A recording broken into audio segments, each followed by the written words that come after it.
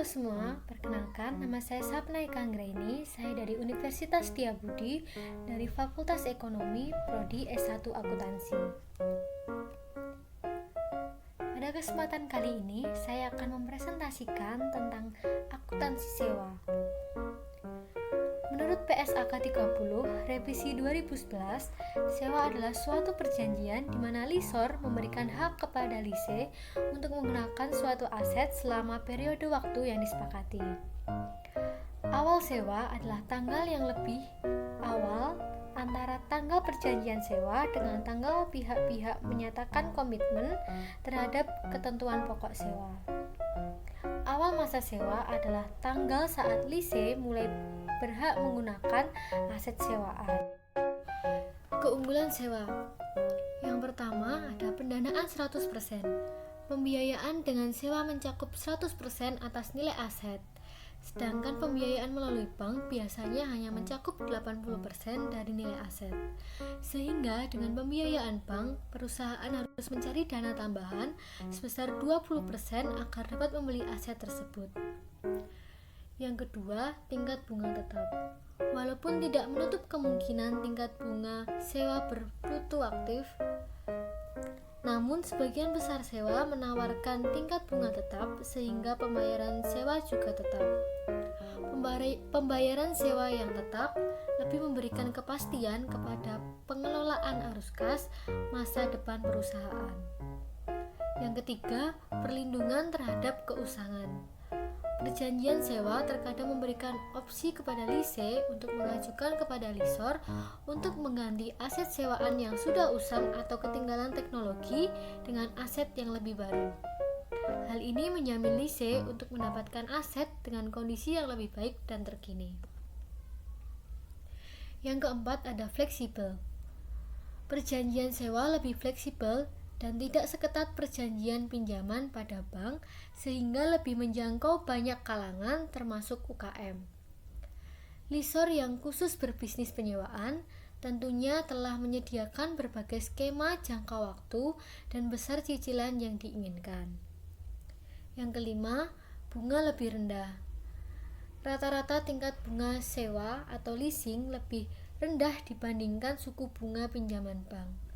Hal ini akan menguntungkan lise karena mendapatkan pendanaan dengan biaya lebih rendah.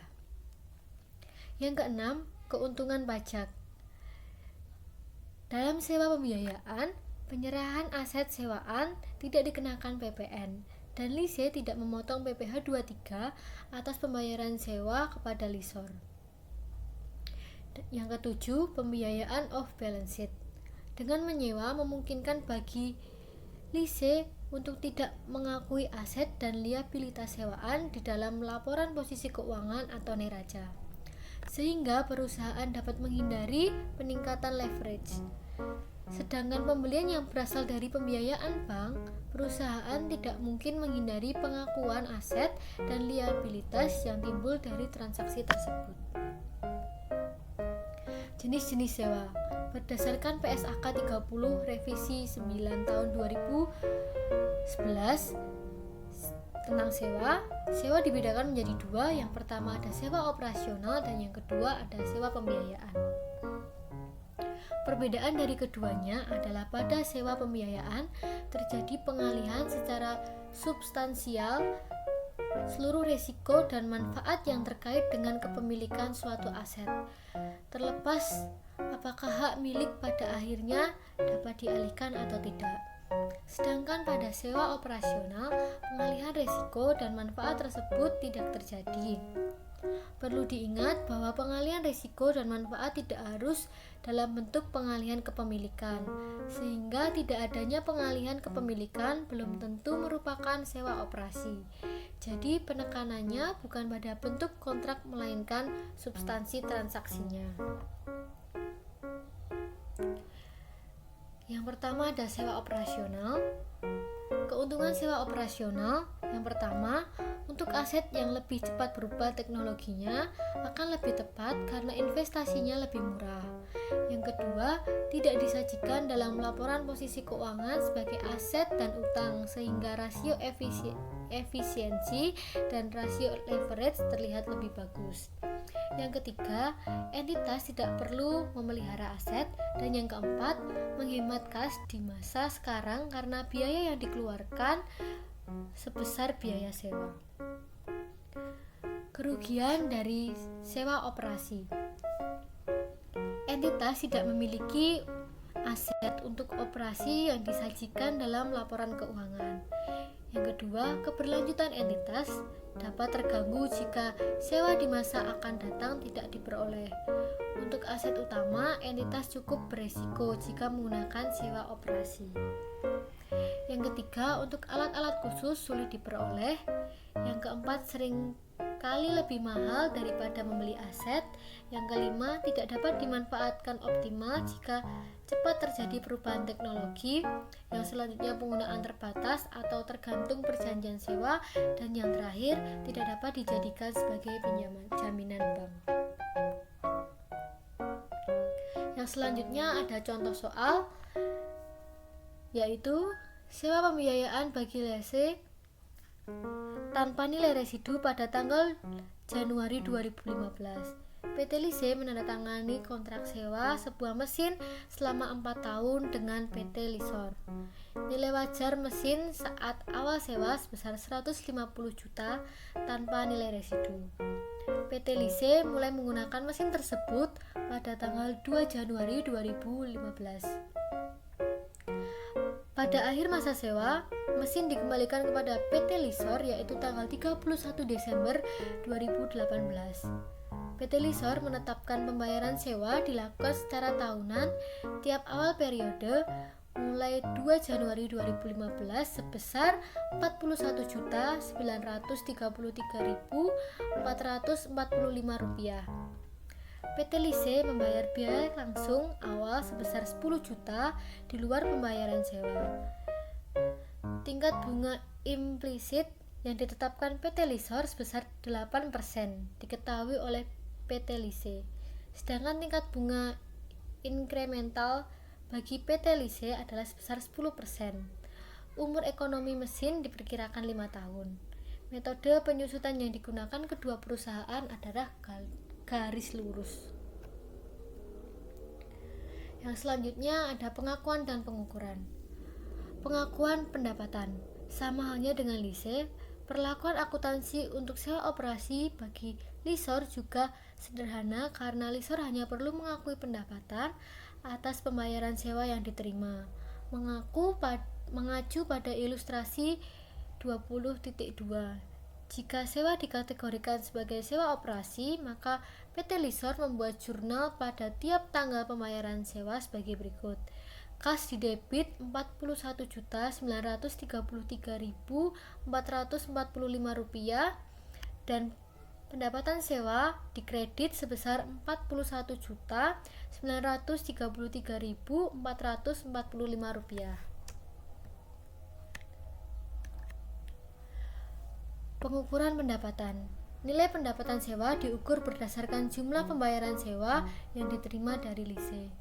Namun, terkadang Lisor memberikan insentif tertentu agar Lise bersedia melaksanakan perjanjian sewa.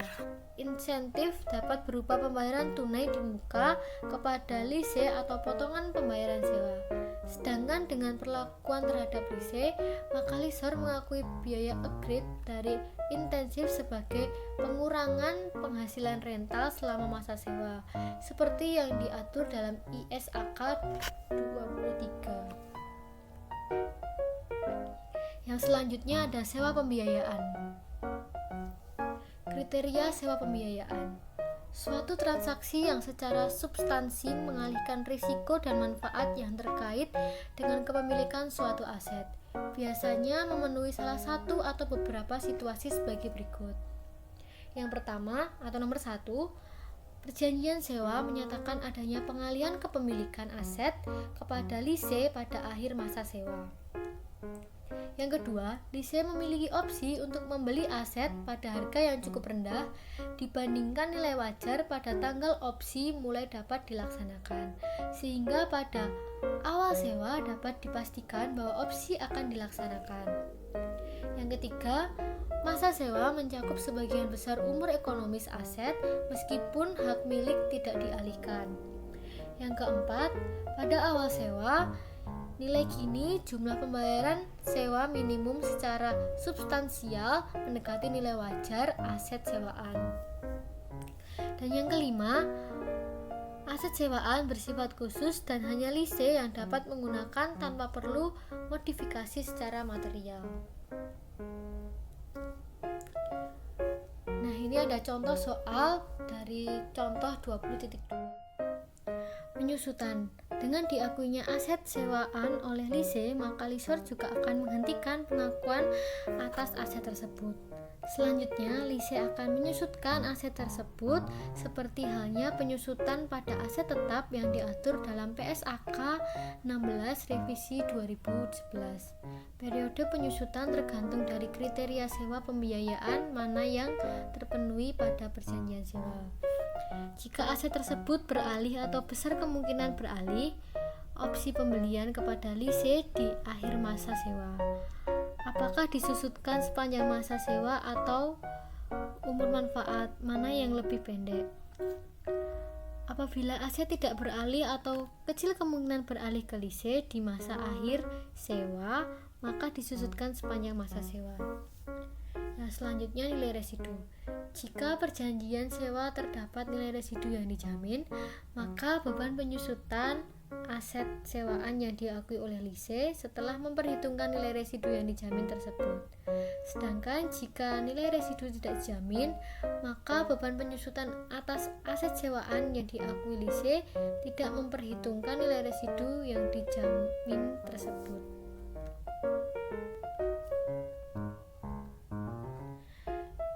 Selanjutnya ada contoh soal dari 2.2 seperti yang di atas tadi. Berikut adalah jurnal-jurnal yang biasa dibuat. Yang pertama ada PT Lise mengakui aset dan liabilitas terkait di awal masa sewa dengan jurnal sebagai berikut. Pada tanggal 2 Januari 2015, aset sewa pembiayaan didebit sebesar 160 juta, liabilitas sewa pembiayaan dikredit sebesar 150 juta, dan kas dikredit sebesar 10 juta. Berikut adalah contoh tabel amortisasi bagi lise tanpa nilai residu. Berikut adalah jurnal-jurnal yang dibuat oleh PT Lise. Dapat dilihat pada tanggal 2 Januari 2015 ada 2 baris karena pembayaran sewa pertama dilakukan langsung di awal masa sewa, sehingga seluruh pembayaran merupakan pelunasan pokok. Beban bunga dihitung dari 8% dikali liabilitas sewa pada tanggal pembayaran sebelumnya, sehingga tidak ada beban bunga yang diakui tanggal 2 Januari 2015. Perlu diperhatikan bahwa beban bunga belum terjadi jika waktu belum berjalan dari awal masa sewa. Pengurangan pokok liabilitas diperoleh dari selisih antara pembayaran sewa dengan beban bunga. Atas pembayaran tersebut, PT Lise mencatat jurnal sebagai berikut.